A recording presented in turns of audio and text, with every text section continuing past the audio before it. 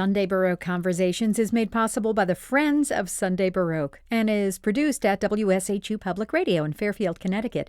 I'm Suzanne Bona. Thank you for listening. Don't miss an episode of Sunday Baroque Conversations. Subscribe on Apple or wherever you get your podcasts. And please leave us a review. If you want to find out where you can listen to our weekly show, visit our website, sundaybaroque.org, for a station list and our 24/7 stream. Again, that's sundaybaroque.org.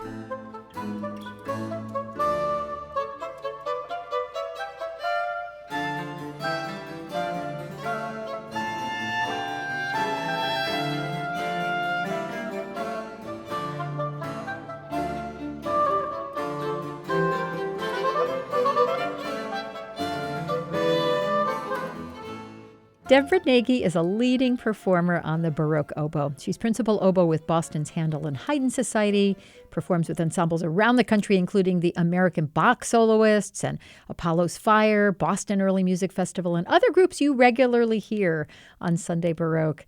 Debra is also the director of the chamber group Les Délices, which she founded in 2009. The Cleveland-based group has won numerous awards and has created a variety of innovative programming.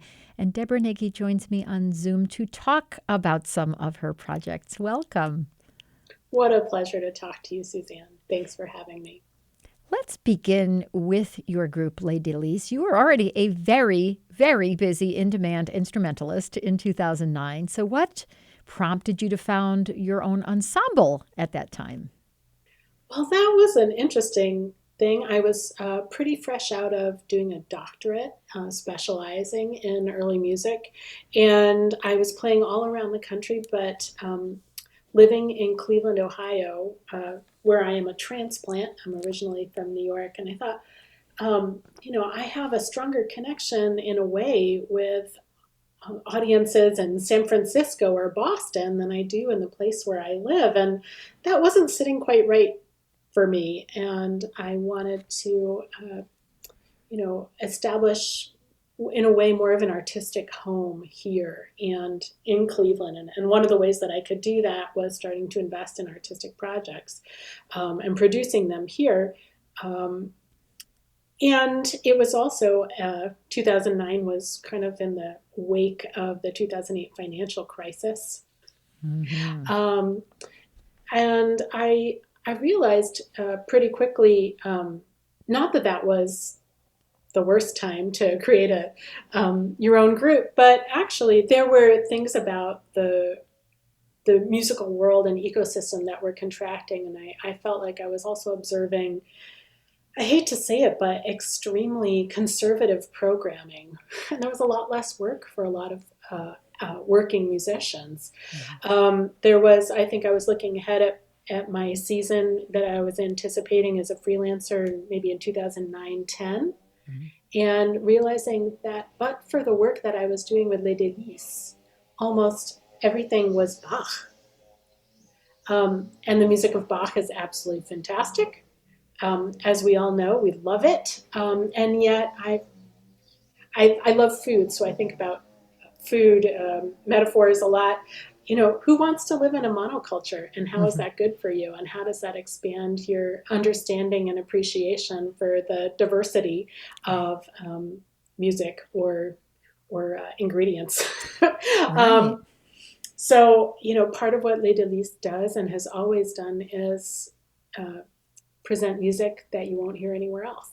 Mm-hmm. Taking deep dives into unusual repertoire composers, and during the pandemic we found other ways to expand our reach as well with that mission. Yeah, you've really beautifully led into my next question, which was, how do you find this well-known music? How do you approach preparing it with the ensemble? Because there's a pretty big body of recorded work and scholarly work about how to approach Bach, to use your example, but not necessarily some of these other composers. So how do you find it, and how do you approach it?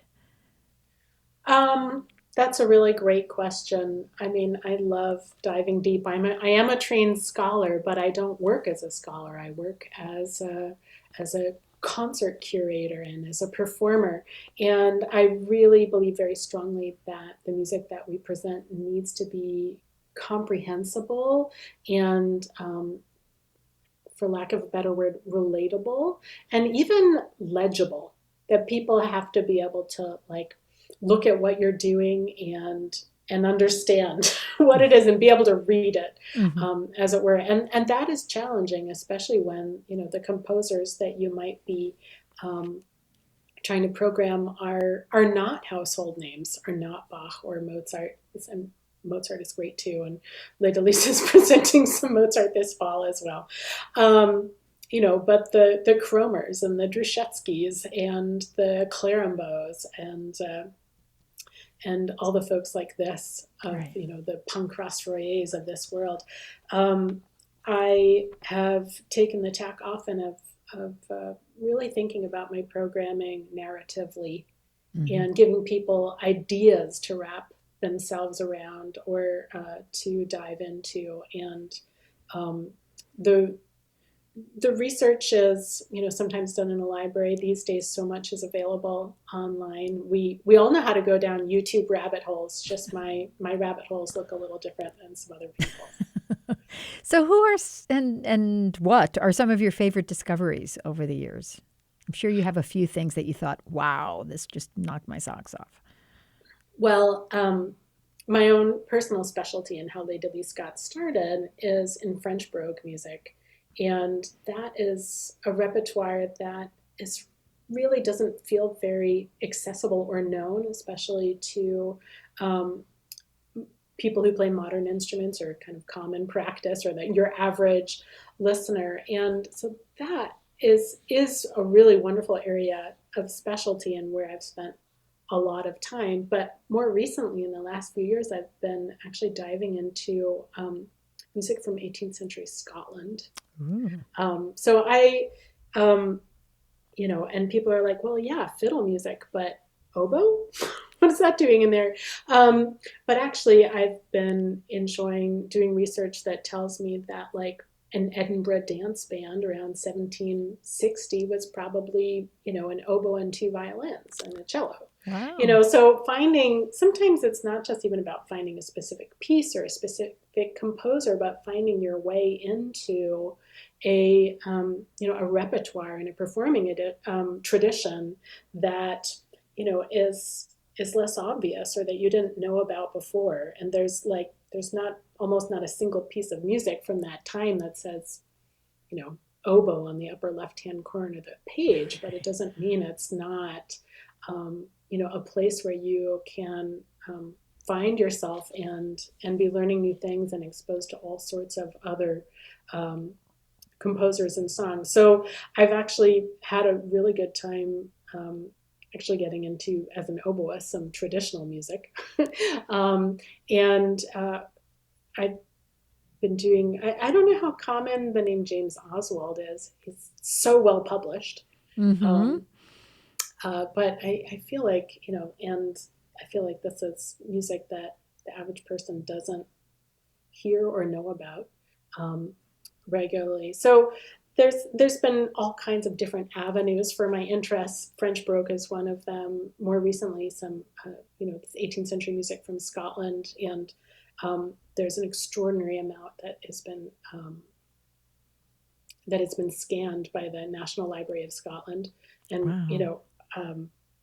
You could deep dive into 18th century sources that have been digitized all day long, and find all kinds of interesting and surprising and fascinating trends. Yeah. So like how tunes exist in the kind of cultural ether forever. I'm sure Purcell's, and your audiences know if Purcell's "If Love's a Sweet Passion," one of the most famous songs of the late 17th century. And I was looking in volume 4 of the Pocket Caledonian Companion the other day, and realized that James Oswald is still writing variations on Purcell's tune in the 1760s, and the cultural currency of that tune 80 years later was fascinating to me. Wow. So the scope of your rep, I mean, it's evident from what you've been saying, but I want to really lean into this because you have crafted these multimedia productions of, music from the 14th century even, and the Guillaume de Machaut stuff, and Mm-hmm. you've also kind of gone on the other side, like the jazz and French Baroque airs, Yeah. and then the puppetry thing with the puppetry and projections. Lots of really interesting combinations, and really sort of pushing the boundaries of the Yeah. era as well. I have a secondary specialty in late medieval music, and particularly French secular song, which is where some of Guillaume de Machaut comes from. And I mentioned that I love, in a way, storytelling and contextualizing music. So, we did a major kind of production performance of what in and of itself in the 14th century was a medieval multimedia piece, the Remède de Fortune, which is to say that it has a narrative lyric poetry, and it has images, and it has music of all different sorts, and to bring a performance to life. And in a way, to me, that is not so different from doing storytelling in the late 17th or early 18th century, which is what you were alluding to with Baroque music and puppets, and created a sort of 65-minute Baroque opera in English that told a fairy tale from the late 17th century called The White Cat. And again, that was sort of, if you will, a multimedia piece that is bringing together a variety of musics that are specific to a moment in time, and kind of exciting and igniting the imagination in a way that is kind of like historically appropriate, if you will. It's not just kind of, making it up and kind of a creative free-for-all, but pretty creative as well as what's the word? Respectful is not the word. I just honoring that work and that history. And even bringing together French Baroque songs and jazz tunes is and performing them on the oboe is a way of thinking about how instrumentalists, adapt popular music of their time, and those might be different times, to say something, or as a vehicle for ornamentation of an expression of different kinds. So I see that I have a lot of different interests and different, like I said, rabbit holes that I go down. But for me, the through line is often, creating context and spinning interesting narratives that hopefully, you can get lost in or inspired by. Yeah, yeah. So you have all these interesting things, this wonderful storytelling, multimedia things going on. You're about 10 years into Les Délices, and bam, COVID-19, lockdown restrictions, nobody's going to concerts. You can't have musicians in the same room with one another. There's social unrest. There's all of these other issues. And you did not, nail a board across the door and go hide under the bed. You actually reimagined Les Délices and your concert series into something else, a virtual series, very, very, very successful and very voluminous concert series. Would you talk a little bit about how Salon Era came about and how it's grown and flourished? Yeah. Well, when the pandemic began, we kind of doubled down on the virtual realm, and that took two forms. We did a virtual concert series, recorded performances, and lots of safety going into effect, and we tried something else too, which was inspired by a local jazz colleague of mine, who was like trying to put together these evenings on Zoom where he'd bring together a variety of different artists, and they pre-recorded some, independently produced collaborations. And, he was talking with different artists all around the country, as well as scholars in some cases, or jazz historians, and building community around that. And I was really inspired. And he was very generous to have several conversations with me in May of 2020. And I decided to see how Les Délices could make a contribution that was similar in the early music realm. And we were super ambitious. We worked all summer to develop programming and to really learn a whole pile of skills about, audio and video production, let alone remote production on the fly. And I think in our first season, we ended up producing 16 video episodes. And I noticed also at the beginning of the pandemic that people were, being asked to, if we couldn't perform for audiences, we could come and talk to them on Zoom. And different organizations were offering, could you, be a part of a panel on Zoom for $75, or could you do this thing, record something for $100, or these sort of micro engagements. And I kind of thought, okay, maybe this is, if not our future, it's certainly our present. And so through Solanera, we created micro engagements, I think for something like 60 artists that first season, who were involved in our programming and who were creating collaborations. So Solanera was like about 50-50 music and conversation. And here we are now entering season 5. It's evolved over time. When we were home and had nothing, not that we had nothing to do, but we were not able to travel and not able to collaborate in person, it was a lot easier to think about how we were going to produce 16 episodes in a season. I think we produced 12 episodes in our second season. This season, we are producing 4 video episodes plus 4 audio-only podcast episodes. So it's 8 episodes in the season, so that we can continue our lives as performers. But besides that, the mission is the same. We are bringing artists from across North America and sometimes Europe we're bringing them together in a virtual sphere to explore and share the music and ideas they're passionate about. And over time, we've also tried, because we can make music together now, privilege more in-person collaboration. So there have been a couple episodes and in-person interviews, a couple episodes last season and also coming up this season, where we are bringing folks physically together in various ways, and in some cases, recording music that's never been recorded before.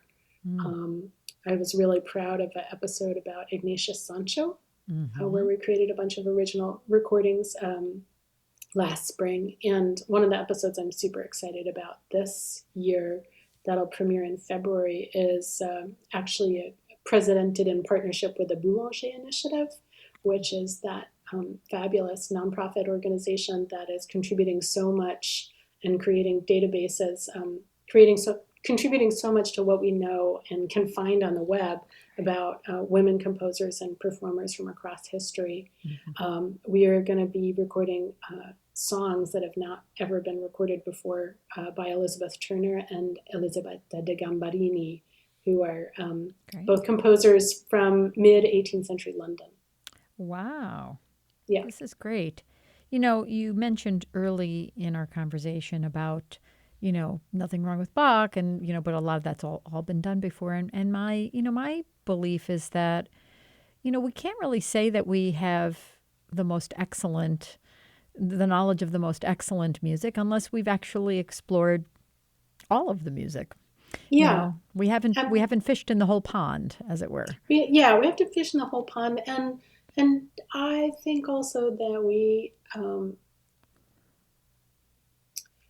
have to be great advocates for whatever it is that we're performing. Some people, some composers at this juncture need a little less advocacy But I always feel that, I have really succeeded. I've done a great job. If someone comes up to me, as they did once, which is why I can quote it, maybe more than once, but in this particular case, I remember someone coming up to me and being like, my favorite piece of all was that cantata by Francesco Mancini that you played. That was so gorgeous. I've never heard anything like that. And you think, Mancini? Like, it's not that who should care about Mancini, but there was something really compelling about, Right. not just what it was, but how it was put forth. And if I can, if I can convince you that Sancho should, be on the same program with James Oswald and Elisabetta Gambarini and Handel and Thomas Arne, because those people are all of the same moment and even running in the same circles, why do we get to know only some of those names and not others? Right. Exactly. Exactly. I'm so glad that you're doing that. Yeah, yeah. What about visions and dreams? What are some of the highlights? What are some of your favorite things about this season, Visions and Dreams? Visions and Dreams is the name of our season in 24-25, which is here in Cleveland. For me, it's really about exciting the imagination. I know that sounds kind of probably generic, but for me, there's ideas that to get excited about in every single one of those programs. Whether it is, the vision of the ghost of Don Giovanni in our Moonlit Mozart program, or the image of the mermaid in a program of like sea songs and shanties that closes our season. I'm super excited also about our February concert, which is called A Moment's Oblivion, which is really quite literally about the things that exist at the edges, at the far reaches of our consciousness. It is a program that is all about memory, memory loss. It's about finding truth through kind of perseverance and journey. What we're doing with that program is pretty special. It is the first iteration in a 3-year commissioning project that we're calling the Mythology Project. And like I said, Les Délices core repertoire has been a lot of French Baroque music. And when I talk about French Baroque music and storytelling, like, okay, the French mythological cantata is our bread and butter, and it's music that I absolutely love. But how can we open that up? And move beyond, just, cantata subjects from the Western classical tradition, or even, composers who, at this point, happen all to be dead white males. Not all. We have Elizabeth Jacquet de la Guerre, who gave us some wonderful cantatas. And so we are posing, not a challenge, it's really an opportunity to a variety of composers over the next 3 years. We're commissioning one cantata each year, and in a way giving free rein to our artistic team. Nicholas Pan, a wonderful tenor, is a soloist for this year, and he urged us, pushed us towards a Confucian myth about memory loss for this piece. He had a family member who was struggling in this way, and he had a personal identification with this particular subject. But the myth itself is fascinating and makes us ask so many questions about this. The myth, so happens there's a father figure who has no short-term memory, and it's very upsetting, of course, for everyone around him. And they're very concerned, and they go to a whole lot of different healers and doctors, and they are not getting the results that they want. And eventually they find a healer who is willing to do some experimental treatments. And but of course it's like, you can't ask any questions, and you need to leave this person with me, and it will all be solved, and whatever. And it is. He is miraculously cured. And but the question that comes after that is life better? Because in fact, the father now has to confront and live with, the results of every decision, and live with regrets.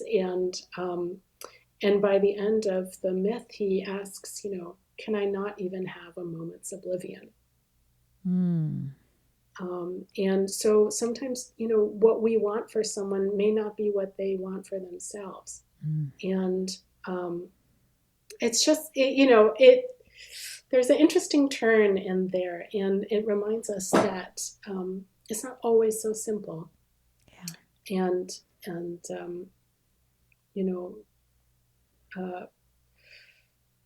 anyway, I can't. We have a beautiful libretto. I can't wait to hear what the piece is like. It's being written by Vietnamese American composer Viet Quang, and this will, happen in a context of other pieces from the Baroque era that explore also this idea of forgetting as a balm, as a healing process. Yeah. And consider the kind of the journey for truth and relief. So that is a vision, that is a dream. Wow. It's quite different. And we will actually, like I said, I have a specialty in late medieval music. We have a fantastic program of music that the program is called 14th Century Avant-Garde. But again, this is, music from composers, whose imaginations were excited by, combination of sonority and rhythm, and imagining new ways to notate music, and to have it be heard in ways that had never been heard up to that point. Yeah. Well, this is very exciting and very thought-provoking stuff.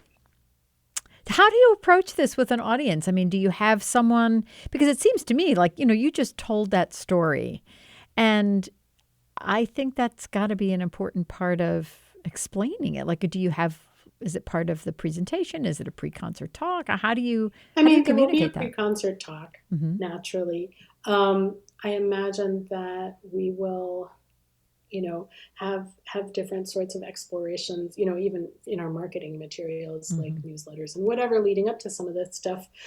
We are planning to do a special program with one of our local hospitals, and their,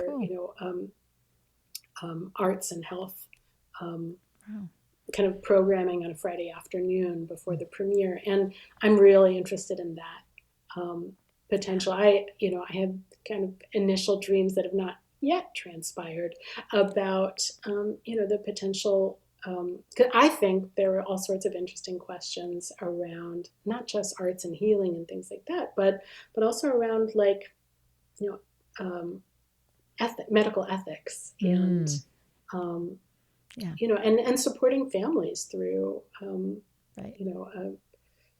the health challenges of a loved one. And there's all sorts of questions even about that are raised by this myth in really sensitive ways about the like patient advocacy and things like that. Right. Yeah. Informed consent. Yeah, exactly. Yeah. Yeah. Fascinating. Well, I have been speaking on Zoom with Debra Nagy, Baroque oboe player and founding director of the early music group Les Délices. Thank you so very much. It's been great to talk with you. Oh, thank you so much.